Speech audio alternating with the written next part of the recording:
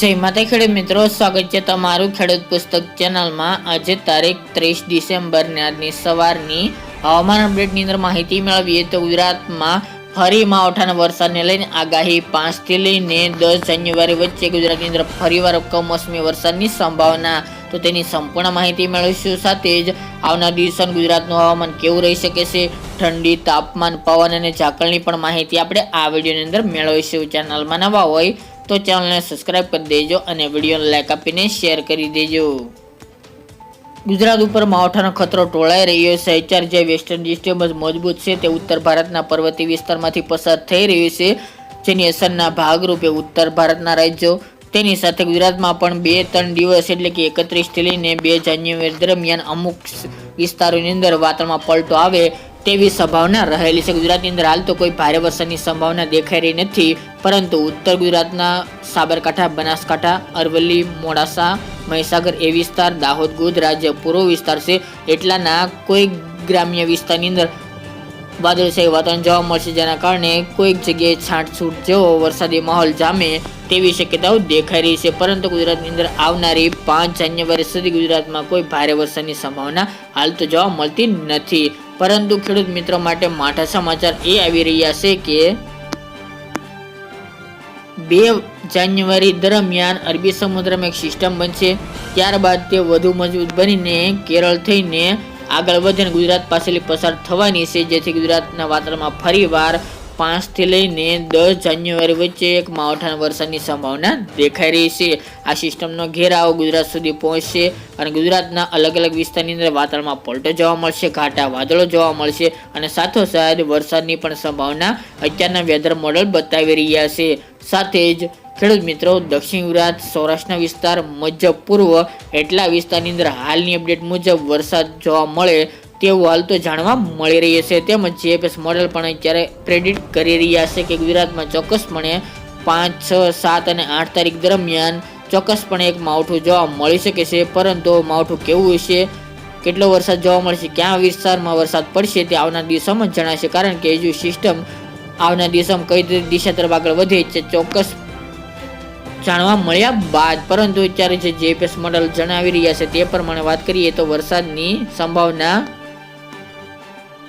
જેમની અંદર 5 તારીખ બાદથી વાતાવરણમાં પલટો જોવા મળશે, એટલે કે 5 જાન્યુઆરી બાદ, ત્યારબાદ 6 તારીખ દરમિયાન એટલે કે 6 જાન્યુઆરીથી ગુજરાતના અમુક વિસ્તારની અંદર હળવા સામાન્ય વરસાદી ઝાપટા નોંધાઈ શકે છે, જેમાં વધુ વરસાદની સંભાવના દક્ષિણ ગુજરાતની અંદર છે, જેમાં નાસિક હોય, બોર્ડર લાગુ વિસ્તાર, સિલવાસ છે, વલસાડ, આહવા, માલેગાંવ તેમજ ડાંગ, આહવા, સુબીર, તેની સાથે નવાપુર, વ્યારા, નવસારી, બારડોલી, સુરત, દક્ષિણ ગુજરાતના તમામ સેન્ટરોનો સમાવેશ જોવા મળશે। રાજપીપળા હોય, નર્મદા, ભરૂચ, અમોદ તેમજ પૂર્વ ગુજરાતની અંદર બોડેલી છે, છોટાઉદેપુર, કવાંટ તાલુકો, વડોદરા, ગોધરા, દાહોદ, પીપલોડ અને લુણાવાડા પણ અમુક ગ્રામ્ય વિસ્તારની અંદર હળવા સામાન્ય વરસાદી ઝાપટા વરસી શકે છે। જ્યારે સૌરાષ્ટ્રના દરિયાકાંઠાના વિસ્તારની અંદર વાતાવરણમાં પલટો જોવા મળશે। ઉત્તર ગુજરાત અને કચ્છના વિસ્તારની અંદર હાલ તો અપડેટ જોવા મળતી નથી અને મધ્ય ગુજરાતના અમુક વિસ્તારની અંદર વાદળછાયું વાતાવરણ જોવા મળશે, તેમજ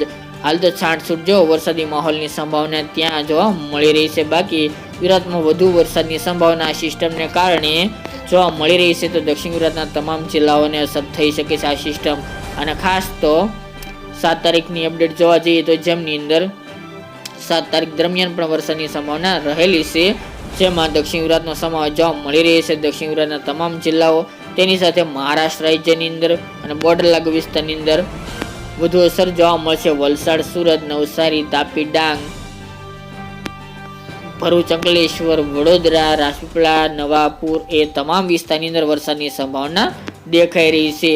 પૂર્વની અંદર દાહોદ છે, ગોધરા, પીપલોડ અને ડુંગરપુર, અરવલ્લી, મહીસાગર એ સેન્ટરની અંદર પણ વાતાવરણમાં પલટો જોવા મળશે અને અમુક વિસ્તારની અંદર હળવા સામાન્ય વરસાદી ઝાપટા નોંધાઈ શકે છે। તો આ તમે જોઈ રહ્યા છો જીએફએસ મોડેલ તે પ્રમાણે કે 6 જાન્યુઆરી દરમિયાન ગુજરાતમાં વાદળોનો ઘેરાવો જોવા મળશે। દક્ષિણ ગુજરાત અને પૂર્વ ગુજરાતની અંદર વરસાદની વધુ સંભાવના દેખાઈ રહી છે, કારણ કે જે આ સિસ્ટમ છે તે ગુજરાત પાસેથી પસાર થઈ છે, જેની અમુક લેયરના કારણે વધુ શક્યતા દક્ષિણ ગુજરાતની અંદર જોવા મળી રહી છે, જેમાં ખાસ કરીને આપણે 2 તારીખ દરમિયાન આ સિસ્ટમ બનશે, ત્યારબાદ આગળ વધે તેવી સંભાવના રહેલી છે। આ સાથે મિત્રો તાપમાનની વાત કરીએ તો ઠંડીમાં થશે વધારો. આપણે જણાવ્યું તે પ્રમાણે પહેલી 20 જાન્યુઆરીથી ઠંડીમાં વધારો થશે. વેસ્ટર્ન ડિસ્ટર્બન્સ જે પસાર થઈ રહ્યું છે તેની અસરના ભાગરૂપે ગુજરાતમાં ચોક્કસપણે રાત્રિનું તાપમાન નીચું આવવાની સંભાવના છે અને બપોર દરમિયાન તાપમાન પણ નીચે આવી શકે છે. આવનારી તારીખોની વાત કરીએ તો 1 થી લઈને 5 જાન્યુઆરી દરમિયાન સૌરાષ્ટ્રનું તાપમાન પણ, જેમાં ભાવનગર હોય, જૂનાગઢ, પોરબંદર, દ્વારકા, જામનગર, રાજકોટ, હળવદ, અમરેલી સહિતના વિસ્તારની અંદર 17 થી લઈને 14 ડિગ્રી આજુબાજુ તાપમાન રહી શકે છે. જ્યારે સૌથી નીચું તાપમાન આવનાર દિવસોમાં 13 ડિગ્રી સેલ્સિયસ સુધી રાજકોટનું તાપમાન જઈ શકે છે. ઉત્તર ગુજરાતના વિસ્તારોની વાત કરીએ તો જેમાં આબુ અંબાજી 13 ડિગ્રી, પાલનપુર, થરાદ, રાધનપુર, ખેડબ્રહ્મા, ડુંગરપુર, અરવલ્લી, મોડાસા, સાબરકાંઠા, બનાસકાંઠા, પાટણ, સિદ્ધપુર, મહેસાણા, હિંમતનગર, કડી, ભાંભર સહિતના ઉત્તર ગુજરાતના વિસ્તારની અંદર પણ 10 થી લઈને 13 ડિગ્રી સેલ્સિયસ વચ્ચે તાપમાન રહેવાની સંભાવના રહેલી છે. જ્યારે ભુજ છે, નલિયા, સીસાગઢ, ખાવડા, ગાંધીધામ, ભચાઉ, રાપર એ કચ્છના વિસ્તારની અંદર પણ તાપમાન 15 ડિગ્રી કરતાં પણ નીચું જશે. જ્યારે નલિયામાં સૌથી નીચું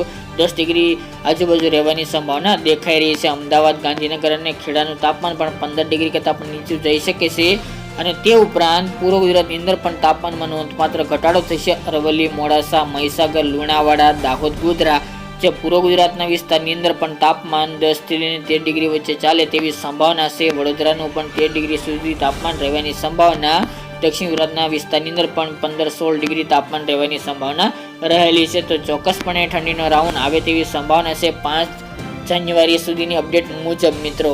કે પહેલા અઠવાડિયાની અંદર ગુજરાતની અંદર કડકડતી ઠંડી જોવા મળશે. પવનની વાત કરીએ તો પવન અત્યારે નોર્મલ સ્પીડ જોવા મળશે. હાલ કોઈ શક્યતા દેખાઈ રહી નથી વધવાની, પરંતુ આવનાર 2-3 દિવસ બાદ થોડી સ્પીડ વધે તેવી સંભાવના છે. વહેલી સવારે ઝાકળ વરસાદ જોવા મળશે. અત્યારે જે ઝાકળ વરસાદનો રાઉન્ડ ચાલી રહ્યો છે જે 2-3 દિવસ જોવા મળી શકે છે. કચ્છ, સૌરાષ્ટ્ર અને ઉત્તર ગુજરાતમાં ઝાકળ વરસાદનું પ્રમાણ વધુ જોવા મળશે અને ધુમ્મસભર્યું વાતાવરણ જોવા મળે તેવી સંભાવના રહેલી છે. તો મિત્રો આ હતી ખાસ કરીને આજની વહેલી સવારની અપડેટ. એક ખાસ કરીને ચોક્કસપણે માવઠાના વરસાદની સંભાવના રહેલી છે જેની તમામ ખેડૂતોએ નોંધ લેવી. અત્યારના જીએફએસ મોડલ અનુસાર તમને માહિતી આપી રહ્યા છે. જો કોઈ પણ ફેરફાર થશે અને સાથે જ આગોતરા એંધાણ તરીકે પણ નોંધ લેવી. આવનાર દિવસોમાં વધુ અપડેટ આપશું. આજની સવારની અપડેટ માટે એટલું જ. ફરી એક નવા વિડીયો સાથે મળીશું.